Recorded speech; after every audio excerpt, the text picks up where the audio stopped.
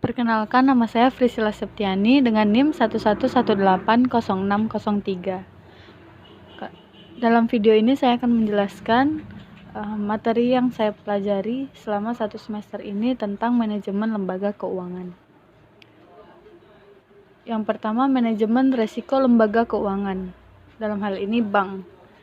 Fungsi manajemen resiko antara lain, bank dan lembaga keuangan beroperasi lebih sehat dan terkendali, memberikan gambaran kepada bank dan lembaga keuangan mengenai kerugian di masa mendatang, meningkatkan daya saing bank dan lembaga keuangan lain, meningkatkan kesejahteraan pemegang saham, bank, dan lembaga keuangan lain.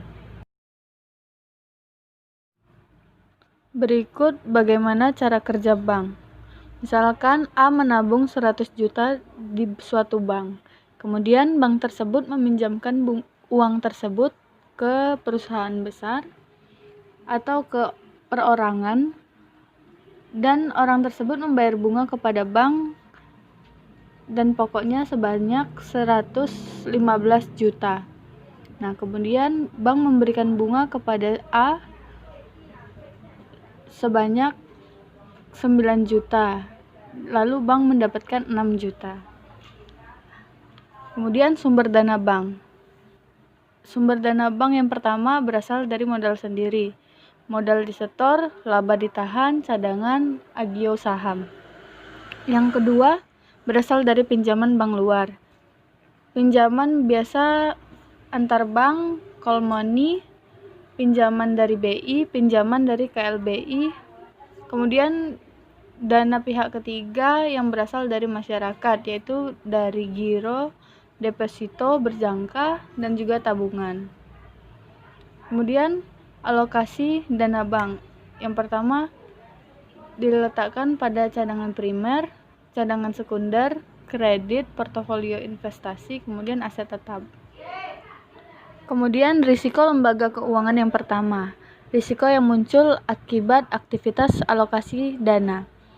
Alokasi dana terdiri dari cadangan primer, yaitu kas yang disimpan di bank lain, dan giro yang disimpan di Bank Indonesia, 3% dari dana pihak ketiga. Risiko yang muncul tidak ada, hanya kewajiban untuk memenuhi aturan Bank Indonesia. Kemudian cadangan sekunder. Dana yang disimpan dalam surat berharga jangka pendek, bentuknya seperti SPBU, surat berharga pasar uang, sertifikat Bank Indonesia, surat utang negara, sertifikat deposito, dan juga surat berharga jangka pendek lainnya. Kemudian risiko lembaga keuangan kedua. Nah, alokasi dana ke penyaluran kredit dan pembiayaan.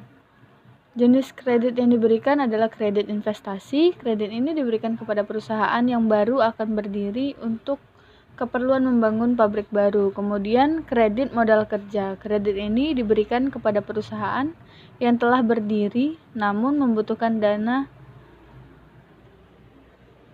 untuk meningkatkan produksi dalam operasionalnya, misalnya dalam hal membayar gaji pegawai atau untuk membeli bahan baku. Kemudian ada kredit pertanian, diberikan untuk membiayai sektor perkebunan dan pertanian rakyat. Kemudian kredit peternakan diberikan untuk jangka pendek, misalnya untuk peternakan ayam, dan jangka panjang, misalnya untuk kambing ataupun sapi. Kemudian ada kredit industri, diberikan untuk membiayai industri kecil, menengah, atau besar. Kemudian kredit perumahan diberikan untuk membiayai pembangunan atau pembelian rumah. Nah, dalam lembaga penyaluran dana kredit dan pembiayaan ini, risiko yang muncul merupakan risiko kredit. Selanjutnya ada alokasi dana pada portofolio investasi. Prioritas terakhir di dalam alokasi dana bank adalah dengan mengalokasikan sejumlah dana tertentu pada investasi portofolio atau portofolio investment. Alokasi dana ke bank dalam kategori ini adalah dana sisa atau residual fund. Setelah penanaman dalam bentuk pinjaman setelah memenuhi kriteria atau target tertentu. Kemudian ada risiko bank. Mengacu pada ketentuan Bank Indonesia PBI nomor 58 PBI 2003 dan perubahannya nomor 1125 PBI 2009 tentang penerapan manajemen risiko bagi bank umum, terdapat 8 risiko yang harus dikelola oleh bank. Yang pertama, risiko kredit, pasar, operasional, likuiditas, kepatuhan, hukum, reputasi, dan juga strategi.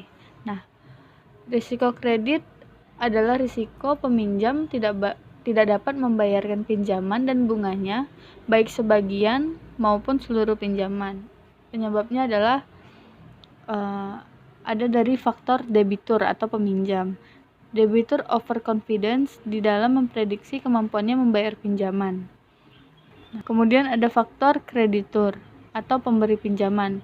Nah, dalam hal ini disebabkan oleh kurangnya pengawasan dan kehati-hatian, terlalu mudah memberikan kredit, kemudian syarat kredit yang terlalu ringan, dan penilaian pinjaman dan penilaian jaminan agunan yang tidak tepat.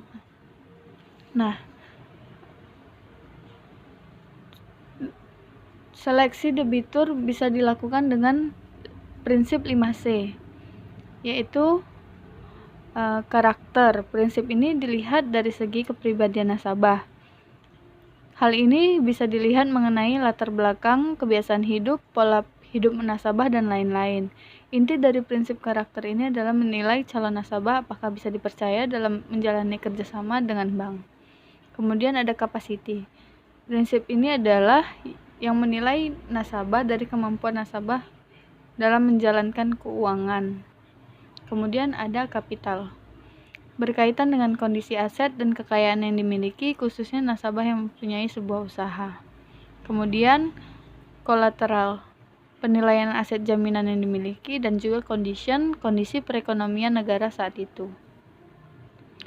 Nah, selanjutnya adalah penyelesaian dalam kredit macet. Bisa dilakukan dengan cara penjadwalan kembali atau rescheduling. Pihak bank akan memperpanjang jangka waktu pinjaman dari debitur yang mengalami kredit macet. Kemudian ada juga persyaratan kembali atau restructuring. Cara kedua adalah dengan restructuring atau mengubah syarat-syarat pinjaman yang mencakup perubahan jadwal pembayaran dan persyaratan lainnya. Kemudian ada penataan kembali. Dilakukan dengan cara menambah fasilitas kredit, mengonversi tunggakan menjadi pokok kredit baru, hingga penjadwalan dan persyaratan kembali. Kemudian ada risiko pasar. Risiko pasar terjadi karena bank atau manajemen lembaga keuangan lain menginvestasikan uang nasabah ke aset-aset seperti saham, valuta asing, komoditas, reksadana, dan lain-lain. Aset-aset tersebut memiliki harga yang tidak stabil di pasar. Harga saham naik turun, harga valuta asing naik turun. Karena harga yang naik turun mengikuti kondisi supply demand di pasar keuangan, maka risiko tersebut disebut dengan risiko pasar. Mengapa risiko pasar tersebut perlu untuk dihitung? Nah, jika risiko pasar tidak diantisipasi, bank akan kesulitan secara likuiditas, tidak bisa mengembalikan dana nasabah yang diputar, tidak bisa memberikan bunga simpanan kepada nasabah, tidak mendapatkan keuntungan bersih yang akan digunakan sebagai biaya operasional. Kemudian ada strategi memilih aset. Memilih aset dengan jangka waktu yang sesuai dengan jangka waktu simpanan nasabah. Jika nasabah memiliki simpanan deposito yang berumur 3 bulan, maka alokasi dana nasabah ke misalnya saham harus dipastikan mendapat return saham 3 bulan. Trading saham jangka pendek. Jika nasabah memiliki simpanan deposito dengan bunga per tahun, maka alokasi dana nasabah, misalnya ke obligasi atau surat hutang, dipastikan menghasilkan bunga dalam 1 tahun. Memilih obligasi dengan bunga tahunan. Strategi ini dinamakan mismatch strategi.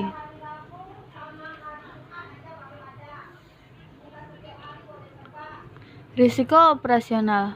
Nah, risiko operasional di dalam Basel II didefinisikan risiko selanjutnya ada risiko operasional. Risiko operasional di dalam Basel II didefinisikan sebagai risiko yang muncul sebagai akibat dari kegagalan proses internal manusia dan sistem atau kejadian eksternal. Di dalam perspektif lembaga keuangan, risiko operasional merupakan risiko kegagalan atau kesalahan transaksi yang tidak disebabkan oleh risiko pasar atau risiko kredit. Sebagai contoh, risiko operasional adalah komputer yang rusak, virus penilaian dan analisis oleh pegawai, analisis kredit, dan lain-lain. Kemudian ada pengukuran risiko operasional. Peraturan Basel II mengharuskan bank untuk mengukur risiko operasionalnya. Dalam hal ini, 3 pendekatan diajukan dimulai dari pendekatan paling sederhana. Yang pertama, basic indicator approach. Kedua, standardized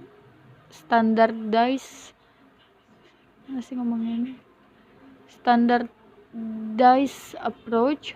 Kemudian ketiga, advanced measurement approach. Bank dapat memilih satu di antara pendekatan di atas tergantung dari kompleksitas bisnis sebuah bank. Yang pertama, basic indicator approach. BIA menghitung besarnya dana atau modal yang harus disediakan untuk membiayai risiko operasional. Pendekatan BIA merupakan pendekatan paling sederhana ditunjukkan untuk bank yang tidak beroperasi secara internasional atau bank internasional tapi belum memiliki sistem manajemen risiko. Pendekatan BIA memiliki 2 komponen utama, yaitu indikator exposure yang diukur dengan pendapatan kotor bank dan juga fixed cost yang diukur dengan alfa. Besarnya nilai alfa yang ditetapkan dalam peraturan Basel II adalah 15%, yang berarti bank harus menyediakan dana minimal 15% untuk mendanai risiko operasional. Kemudian SA. Pendekatan SA merupakan metode perhitungan untuk bank operasional yang lebih kompleks dibandingkan BIA. Ditujukan untuk bank yang beroperasi secara internasional. Metode ini juga disebut dengan risk sensitif karena mempertimbangkan risiko operasional setiap lini bisnis yang dimiliki oleh sebuah bank. Berdasarkan ketetapan Basel II, maksimum lini bisnis sebuah bank adalah 8 lini. Setiap lini bisnis memiliki bobot risiko operasional yang berbeda yang sudah ditetapkan oleh Basel II. Nah, dalam pendekatan SA terdapat indikator exposure juga beta faktor. Pada kasus bank kecil, lini bisnis yang dimiliki tidak sebanyak bank umum atau besar. Pada umumnya, lini bisnis BPR hanya terdiri dari retail banking dan commercial banking, sehingga faktor beta yang mereka gunakan hanya beta 4 dan 5. Dalam kasus ini, maka metode SA menyediakan metode alternatif, yaitu ASA. Pada metode ASA, pendapatan kotor atau GI diganti dengan loan and advance. Demikian presentasi dari saya. Saya ucapkan terima kasih.